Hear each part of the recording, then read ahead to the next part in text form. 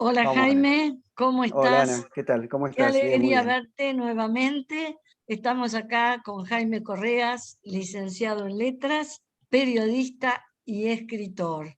Ha escrito una novela apasionante, histórica, en realidad es una revisión histórica de hechos muy dolorosos de la historia argentina, llamado Hechos Polvo. Esperemos que podamos superar esa situación. Bueno, lo que queríamos era dejar un testimonio de un cambio muy importante que se realizó en nuestro país y que comenzó a gestarse en el 2015, cuando el gobernador recién electo, Cornejo, Alfredo Cornejo, planteó que su prioridad, la prioridad para su gobierno era que los chicos aprendieran a leer y escribir. Y todos sabemos que hace ya más de 20 años que las evaluaciones en Argentina dan valores muy bajos de desempeño, los chicos tienen muchos problemas para comprender los textos y las investigaciones muestran que lo que se requiere para que eso no suceda, para que mejore la situación, es otra metodología sistemática e intensiva de enseñanza de la lectura y la escritura. Y creo que de algún modo eso fue lo que generó el cambio en Mendoza. Es decir, qué fue lo que realmente pensaron cuando convocaron a especialistas en educación y en lectura, en mi caso, a fin del 2015? Bueno, primero una mini aclaración, que es que el libro Hechos Polvos es en coautoría con Adriana Micale, que es mi esposa y que es historiadora, así que no quiero parecer como autor único del libro. Eso, aclarado eso, bueno, hubo, creo yo, una intuición muy importante del gobernador Cornejo, que, como vos decís, planteó esa necesidad. Y frente a esa necesidad, cuando todavía creo que ni él ni yo habíamos pensado en que yo podía ocupar ese cargo que después ocupé, que es el equivalente al ministro de Educación de la provincia, acá se llama director general de escuelas. Él me planteó, me dice, ¿vos qué harías? Yo, tomando una vieja estrategia de Mendoza, que ya se había hecho para la Universidad Nacional de Cuyo, le dije, mira, hay que llamar gente de afuera que venga a hablar con tu equipo y que de alguna manera sean especialistas de primera línea a nivel nacional, que de alguna manera alimenten con ideas y con posibilidades a tu equipo. Fue así que me encomendó organizar esto, ahí viniste vos, Ana, junto con un grupo grande. Creo que fue un hecho absolutamente inédito, porque vos recordarás, y esto fue muy comentado, que ya era electo Cornejo gobernador, no solo vino e hizo la apertura, sino que estuvo en los 2 días de trabajo todo el tiempo y participando. ¿Cómo había detectado yo a ese grupo de gente?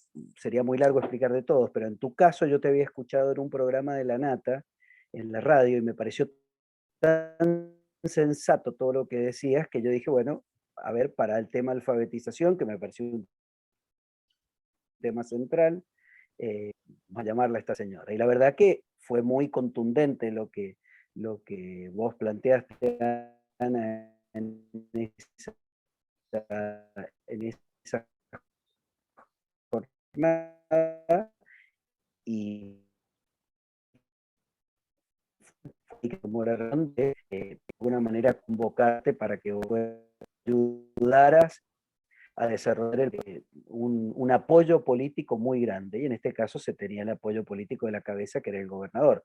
Vos dijiste que Cornejo puso como prioridad la alfabetización, y yo te cuento que cuando él da sus dos discursos, el que da en la legislatura y el que da frente a la Casa de Gobierno, que frente al pueblo, digamos, en su asunción, el 25% de la hora que habló de educación. Es decir, es un gobernador que asumía con una agenda muy clara en ese tema, y era que desde de 60 minutos que dedicó a cada uno de esos discursos, 15 habló de educación. Y en esos discursos dijo eso que vos dijiste, que él había comprobado con enorme desazón que los chicos no aprendían a leer, escribir y a dominar las operaciones matemáticas básicas, y que en vez de hablar de grandes abstracciones o de grandes cosas, había que ponerse manos a la obra ahí. Y bueno, nos pusimos manos a la obra e hicimos todo ese proceso que siempre es trabajoso, porque bueno, había que hacer cosas que tenían que ver con logística, con conseguir el libro, con que vos vinieras, con, bueno, todas las cosas que hay que hacer para, y en esto quiero destacar tu enorme generosidad, que realmente te pusiste el proyecto al hombro y nos acompañaste de una manera, diría, conmovedora, porque me consta, y más de una vez yo estuve presente, que recorriste diversos lugares de la provincia, hablando, convenciendo, escandalizando a veces a la gente, creo yo, con tu sinceridad, y que sirvió enormemente. Yo estoy convencido que no se pueden hacer grandes cambios en educación si no se es disruptivo y si no se busca, donde las cosas no funcionan bien, realmente cambiarlo por algo que funcione bien. Bueno, quiero resaltar la importancia que tiene este cambio, no solo por lo que significa, que es lo más importante en realidad, lo que significa para los chicos. ¿Por qué? Porque ahora los chicos de Mendoza aprenden a leer y escribir en tiempo y forma, ¿no es cierto? Están aprendiendo a leer y escribir, sino lo que es también importante es que una provincia haya promovido un cambio, pero además que haya convocado a un grupo de investigadores del CONICET y de las universidades nacionales. ¿Por qué? Porque hay un divorcio muy grande en nuestro país que aún continúa entre los que generamos conocimiento desde el CONICET y lo que es el sistema educativo. No llegan los conocimientos generados en el CONICET al sistema educativo. Es decir, solo ha llegado a la provincia de Mendoza. De hecho, toda la capacitación que hicimos el año pasado, he intentado recuperar el trabajo de 50 años de un grupo de investigación, vuelvo a repetir, del CONICET y de universidades nacionales en el tema de lectura y escritura y cómo enseñar a leer y escribir para que los chicos aprendan a edad temprana. Porque si no aprenden a edad temprana, eso genera un efecto acumulativo negativo, que es el que observamos en los resultados de las pruebas. Ahora bien, ¿qué obstáculos tuvieron que vencer? Porque un cambio de paradigma en la enseñanza, cuando durante 30 años o más se ha insistido en una sola línea y se ha formado los docentes en las capacitaciones y en los institutos de formación docente en una sola línea, sin darle a conocer otras. Indudablemente ustedes se deben haber enfrentado con muchos obstáculos ante un cambio así tan importante. Los obstáculos son, como ya resistir al cambio, nos encontramos con una enorme resistencia en muchos casos de docentes, de directivos, de supervisores, y ahí hubo que hacer un trabajo de perseverante, de ir convenciendo, y lo que al principio, y yo creo que se impuso, o sea, se impuso, creo que ahí jugaste un papel vos, jugó un papel importante nuestro equipo, que digamos, empujó mucho esto, y fíjate que se creó un grupo muy grande de directivos y de docentes que se sumaron y que de alguna manera empezaron a difundir esto. Entonces, lo que al principio tuvo algunos conatos de resistencia, siempre es una resistencia pasiva, es una resistencia sorda. Es muy raro que alguien levante la mano y diga, mire, a mí esto no me parece por... No, no, hacen la resistencia pasiva de no hacerlo, lo que llaman la escuela invisible, y de alguna manera eso se venció, y se venció con gestión, y se venció además, creo, con que quedó claro que había un grupo muy grande de gente que estaba muy entusiasmada, y creo que prendió también la figura de Klofsky. Es decir, yo estoy muy convencido, vos me presentaste, dijiste que yo vengo del periodismo, conozco algo del mundo de la comunicación, y además mi formación es en letras, y sé del valor de que hubiera un personaje dando vuelta y yo he presenciado en la calidad de escuela a los que de alguna manera entusiasmados con formar parte del entorno de ese personaje. Así que me parece que esas resistencias que hubo en el principio se vencieron con entusiasmo y la cosa ya se encaminó. Es decir, ya llevamos casi, después yo terminé la gestión en el año 2019, 2020 vino la pandemia, se ha seguido todo lo que se ha podido y 2021 se está siguiendo, pero creo que ya hay un impulso y bueno, hay que irlo evaluando, hay que ir viendo y hay que ir de alguna manera ajustando todo lo que hay que ajustar. Las primeras resistencias que hubo creo que forman parte del pasado y no vale ni la pena, es un hecho histórico, o sea, ya se avanzó y ya estamos en otra cosa. Sí, yo creo que, y quiero rescatarlo, y vos lo señalaste, el compromiso de todos los directores, los distintos directores del ministerio, los equipos, el compromiso que asumieron, cómo estudiaron. Me acuerdo en ese enero del 2016, cómo Adriana Rubio, me contactaba con Adriana Rubio y le mandaba lo que estábamos haciendo, cómo se pusieron a estudiar, a leer, a preguntar, lo cual demuestra un nivel de grandeza muy importante, porque querer aprender a cualquier edad, reconocer que uno no lo sabe todo, es el principio para avanzar. Y eso es lo que vi y me sorprendió muchísimo, porque mis experiencias en el ámbito educativo hasta ese momento, a pesar de que estoy trabajando hace más de 50 años, siempre fueron muy negativas, ¿no es cierto? No encontraba interlocutor en el ámbito de los distintos ministerios, bueno, salvo una experiencia que hicimos hace muchos años en las escuelas rurales de La Rioja, que fue la única que hicimos desde el gobierno de la provincia, pero realmente me dejó muy contenta, muy bien ver el compromiso de todos los equipos del ministerio, cómo acompañaron y cómo llegaron a los docentes, los mismos directores iban a capacitar, a enseñar. Fue un trabajo conjunto de una gran cooperación que realmente me dejó sorprendida y muy gratamente sorprendida. Bueno, Ahora Ana, bien, ahí otra sí, cosa, cosa muy importante, vos la nombraste a Adriana Rubio, también estuvieron los directores de primaria, estuvieron la gente de planificación, ya María Julia Amadeo, es decir, toda la gente sí, que estuvo metiéndole para que esto funcionara. Y primero había un apoyo político desde la cabeza de la Dirección General de Escuela, clave. Y como vos dijiste, hubo un gran equipo que se metió y se echó el tema al hombro. Y después creo que es la constancia, creo que es no dejar, si hay alguien que no está de acuerdo, hay que ir, buscarlo, hablar, explicarle y tratar de sumarlo.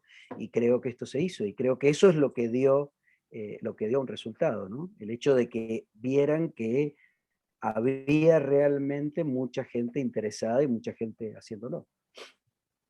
sí, y se fue instalando, y creo que al instalarse, al sentirse los docentes seguros con respecto a lo que estaban haciendo, porque tuvieron muchísimo acompañamiento, creo que eso fue lo que permitió que durante la pandemia se mantuviera la enseñanza a una distancia. Bueno, vos tenés datos sobre qué es lo que sucedió durante la pandemia. Bueno, a ver, primero, bueno, ya la pandemia, yo aclaro que yo ya no estoy en la dirección de escuelas, o Sí, sea que no manejo el día a día.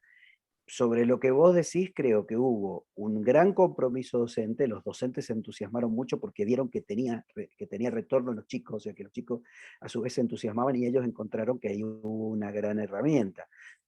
Durante la pandemia, con las dificultades, a ver, nosotros alcanzamos a hacer algunas evaluaciones muy primeras y muy parciales y vimos que había mejoramiento en la lectura, en la escritura, etcétera. las comparábamos incluso con alguna evaluación muy previa que hicimos, que vos conociste, que eran apenas asumimos hacerles leer a los chicos en voz alta, bueno, hacer una serie de cosas para ver cómo andaban. Yo en esto quiero ser muy cauto. Creo que hay que dejar que el tiempo transcurra. Nada pasa en 5 minutos. Y realmente el sistema es tan grande cuando tenés, bueno, no sé, 800 escuelas, decenas de miles de alumnos, la verdad que llegar a todos los rincones de la provincia, a todos los grados, con la capacitación, con esto, con lo otro, con lo demás allá, creo que hay que ser cauto y no ser exitista, decir, no, sí, tuvo un éxito bárbaro, creció 30%, no sé qué cosa. Y creo que esto hay que verlo en el tiempo. Y por suerte se le ha dado continuidad. Yo sé que durante la pandemia han seguido trabajando y los casos que yo conozco, que son de algunos directivos, que no pretendo darles entidad estadística, pero son de algunos directivos con los cuales yo seguí en contacto y que me mandaron incluso las pruebas, me mandaron hasta videos y cosas, había una reacción muy buena de los chicos. Claro que son escuelas, en general urbano marginales, o sea, que atienden chicos con muchas carencias y todo, pero son escuelas con directores muy potentes, directoras muy potentes, con equipos docentes muy potentes, y ahí habían tenido muy buenos resultados. Durante la pandemia yo vi chicos de primer grado alfabetizados en agosto, septiembre. Es decir, habían podido trabajar, les habían hecho llegar los materiales, los chicos habían trabajado, y esto con una, diría, con una tarea titánica de los docentes, porque era, la verdad que estaban armando un rascacielos con unos palitos y un poquito de barro, o sea, era con lo mínimo, con WhatsApp, con algunos cuadernillos, con cosas con muchas dificultades de conectividad. Como te digo, una escuela urbano marginal, te digo, escuelas que están en lugares, algunas casi rurales, que tienen viñas y plantaciones ahí muy cerca, y yo vi cómo esos chicos habían trabajado, con lo cual, a ver, sin ningún exitismo, todo lo contrario, veo que fuimos por un buen camino y que ese camino hay que consolidarlo, hay que llevarlo adelante y fundamentalmente hay que seguir transmitiendo ese entusiasmo de hacer las cosas. Sí, es cierto. Además se hizo con mucho esfuerzo, se hizo al pulmón. Yo lo que siempre les digo a los docentes, bueno, ya sabes cómo soy, ¿no? Cuando en Estados Unidos se decide seguir esta línea y se asume como la manera de enseñar para el país, a partir de investigaciones, por supuesto, de resultados de distintos programas, entonces se toma un programa en esta línea, solo para capacitar a los maestros de Houston con actividades de conciencia fonológica, solo para que aprendieran a hacer actividades de conciencia fonológica, invirtieron 14 millones de dólares. Es decir, Claro, bueno, en ese es Mendoza, otro tema. claro, en Mendoza hicieron ustedes, todos nosotros también, todo a pulmón, y los ¿Ya? docentes son admirables, admirables porque aún hoy, cuando estamos dictando, sabías, el curso virtualmente, se suman y son 2 horas o más, y lo escuchan y lo vuelven a escuchar y lo siguen, y son miles de docentes los que se suman. Eso implica que la provincia de Mendoza, los docentes de la provincia de Mendoza, muestran un compromiso increíble, y todo el ministerio y todo el equipo.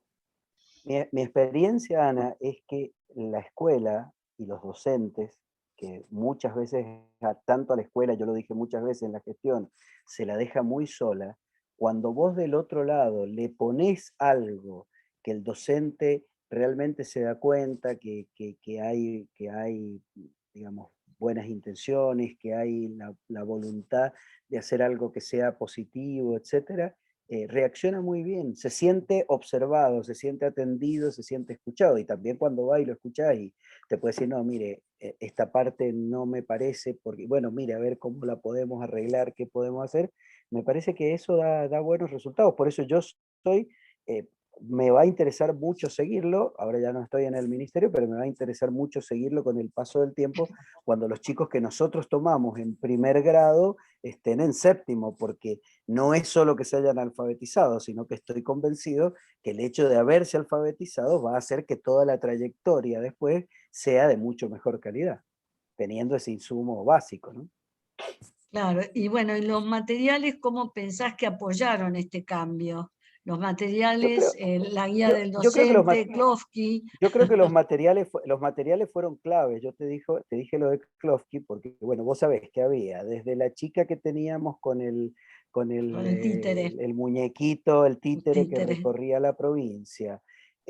Las escuelas empezaron a generar videos, empezaron a generar trabajos con el personaje, que vos sabés que íbamos a las escuelas y estaba tapizada las paredes de dibujos y de fotos y de cuestiones. Ese es un clima cultural que es esencial para cualquier aprendizaje. Es decir, y eso es cuando se crea comunidad. Cuando hay una comunidad que está enfocada en algo que no es de una facción, que no es de un grupo, sino que de alguna manera nos incluye a todos, que es el entusiasmo en este caso, por aprender a leer y escribir, y después, bueno, seguir tanto con el ejercicio de la escritura como con el ejercicio de la lectura, ¿no? Que es tan importante. Nosotros le prestamos mucha atención después también a todos los programas de lectura porque nos parecía que todo eso era esencial.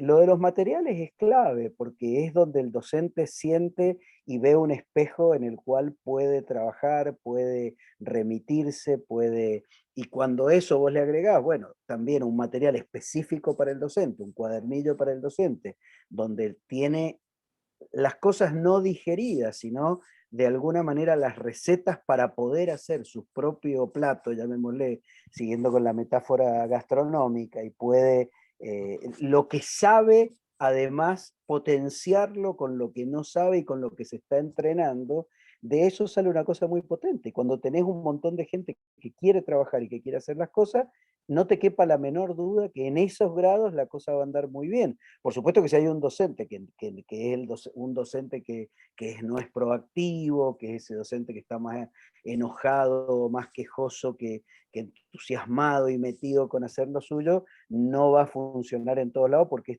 el otro día escuchaba a una persona que decía que ninguna cosa en educación de este tipo es como una estufa, que uno la pone y se calienta, se queda quietito ahí adelante y se calienta porque le llega el calorcito.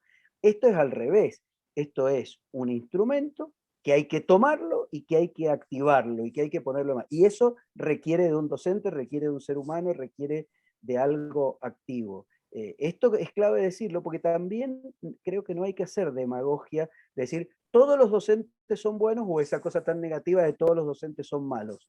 Hay una gran cantidad de docentes buenos y que se dedican, y desgraciadamente hay docentes, algunos hasta que no nacieron para eso. Los propios docentes te lo cuentan cuando vas a la escuela. Y creo que eso, desgraciadamente, llegaron ahí, se dedicaron a eso, y desgraciadamente los chicos que pasen a través de esas manos no van a tener esto que estamos diciendo, porque si vos pones la estufa ahí, te calienta. Ahora, si vos pones un método pedagógico, un programa pedagógico de aprendizaje, si no está esa intermediación del docente activo, del que quiere trabajar, del que está entusiasmado, no va a funcionar, no es una estufa. Y eso es claro. Y creo, volviendo a tu pregunta inicial, que los materiales estuvieron disponibles, son de alta calidad, y eso inevitablemente generó entusiasmo. ¿Y vos pensás que ha llegado bien o que está llegando no digo el material, digo la forma de enseñar, una forma sistemática, intensiva, que articula jardín con primer grado, que tiene como objetivo lo que tuvo siempre nuestra escuela pública de calidad, que todos los chicos aprendan a leer y escribir a fin de primer grado? ¿Por qué? Porque se dejó de enseñar en la Argentina en forma sistemática, y yo eso lo digo y lo he dicho siempre, se dejó de enseñar y los resultados están a la vista. Los chicos salen de secundario y no leen ni escriben. Bueno, Pero, ¿qué es lo que sucede? En sí. los institutos de formación docente, yo no sé si este cambio de paradigma también se instaló en los institutos de formación docente. Bueno, se ha hecho el intento y creo que hay que seguirlo intensificando. Creo que los docentes ya se tienen que formar en este tipo de disciplina y con este tipo de materiales. Nosotros fuimos a los institutos de formación docente con esto. Eh, lo que hay que hacer, además, y atendiendo a todo esto que vos estás diciendo, es realmente articular que el sistema esté interconectado en todas sus instancias. O sea, que no sea una cosa que uno lo hace por un lado, la primaria por un lado, inicial. Ya fue muy importante ese trabajo de inicial con primaria y también llevarlo a los institutos de formación docente. Y claro que hay vuelvo a insistir con la metáfora de la estufa. No es una estufa que vos la dejas prendida y te quedás al lado. Esto hay que trabajarlo todos los días. A mí me gusta más la idea del pan. ¿Viste? Los panaderos dicen que todos los días hay que amasar el pan y hay que hacerlo y hay que llevarle la harina y hay que llevarle el agua y etcétera, etcétera, y hay que juntarlo todo y hay que hacer una actividad. Y esto me parece que es clave y creo que se ha seguido haciendo y que está cada vez más metido. Y además porque salimos de esa inercia horrenda que se impuso en la educación argentina, ya que vamos a ser políticamente incorrectos, y vos lo sos, así que me voy a permitir un poquito yo también, de que los chicos eran una fuente de sabiduría y de cosas que tenían adentro que solo había que quedarse quieto esperando que aflorara. Todo eso es mentira. Los chicos tienen enormes potencialidades que si vos no las desarrollas, se quedan en potencialidades que nunca se transforman en nada. Y el único que las puede desarrollar es el docente y todo lo que vos le puedas dar como herramienta al docente para que se desarrolle. Ahora, el salir culturalmente de esa idea, donde justamente se justificaban malos docentes con que la culpa la tenía que los chicos eran como una especie de cántaro del cual iba a salir el maná, es mentira, es mentira. El chico es un chico que tiene enormes posibilidades y que necesita de herramientas, de docentes, de un buen ámbito escolar, idealmente de un buen ámbito familiar para poder desarrollarse. Y eso es clave. Y ahí hay un papel esencial del Estado, ¿no? En el cual yo creo muchísimo. El Estado, un Estado absolutamente activo y fuerte que pueda proveer de todas estas cosas. Lo cual a veces no es simple porque a veces no tenemos un Estado lo suficientemente fuerte como querríamos. Tenemos un Estado elefantiásico, lleno de oficinas, de cosas y qué sé yo, pero que no tiene los músculos con la fortaleza necesaria para que las políticas públicas que se hacen impacten como uno está pensando. Es cierto, en todas nuestras investigaciones muestran que los niños no fracasan, que cuando los niños no aprenden es porque no hay enseñanza. No hay ningún factor que impida que los chicos aprendan. Lo que se requiere es una enseñanza adecuada, eficiente, fundamentada en la ciencia, sistemática, Totalmente. que fue lo que ha adoptado Mendoza. Bueno, nos queda poco tiempo. Te agradezco muchísimo este testimonio y además me siento realmente feliz de ser parte de este cambio, porque es muy triste para los investigadores que trabajamos en la niña ver que podemos mejorar la vida de los chicos, que podemos mejorar la enseñanza y no nos dejan hacerlo. Yo siempre digo lo mismo, es como ver a chicos que se están muriendo de hambre, tener la comida y que no te dejen darle esa comida. Y si no intervenimos desde la escuela, la mayor parte de nuestra población que está en la pobreza no va a aprender y no tiene futuro y no tiene posibilidad de una vida digna. Así que lo que ha hecho Mendoza es realmente maravilloso. Todo el equipo te agradece este contacto y más que nada le agradecemos y felicitamos a Mendoza porque ha dado un gran paso. Espero que alguna otra provincia o en algún otro espacio de algún ministerio tomen este tema en serio, seriamente como lo han tomado ustedes.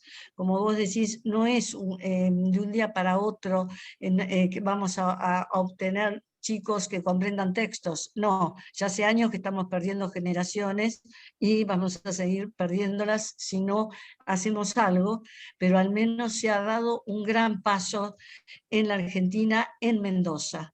Y bueno, para mí fue un honor trabajar con vos y seguir trabajando con ustedes. Muchísimas gracias por este espacio y por tu tiempo. No, gracias a vos, Ana, y a todo tu equipo.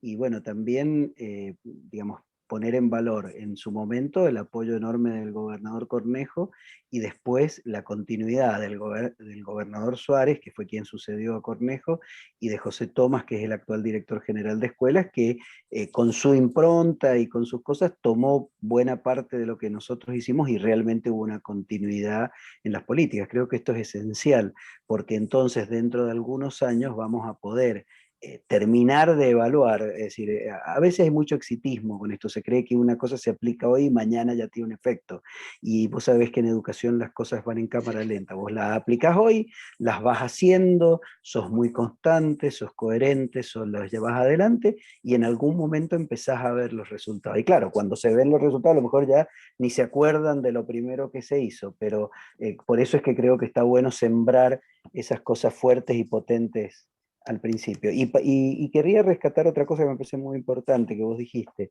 Una cosa que nosotros quisimos hacer fue realmente darle un espacio a una institución como el CONICET, que elabora conocimiento en la Argentina y que el conocimiento se queda después, no va al campo de batalla, se queda en una cosa teórica que se aplica en un programa piloto que es para 5 escuelas. Es decir, para mí fue esencial, y esto quiero destacarlo para todos los que escuchen esto, que este fue un plan provincial de todas las escuelas, todos los docentes, las escuelas estatales y las escuelas privadas fueron invitadas a esto, y vos sabés que las escuelas privadas de Mendoza estuvieron muy activas en todo esto, y trabajó todo el sistema educativo, con lo cual, bueno, yo siento un enorme orgullo que lo hayamos hecho, y muy agradecido a todos quienes intervinieron, en primer lugar a vos, que siempre ha sido tan estimulante para todo lo que hemos hecho. Bueno, Así que bueno, muchísimas muchas gracias. gracias Y y que estén muy bien todos. gracias. Y espero verte pronto cuando pase esto en Bueno, Mendoza. Chao, Jaime. Un seguro. beso Bueno, enorme. chao. Gracias. Gracias, que estén muy bien.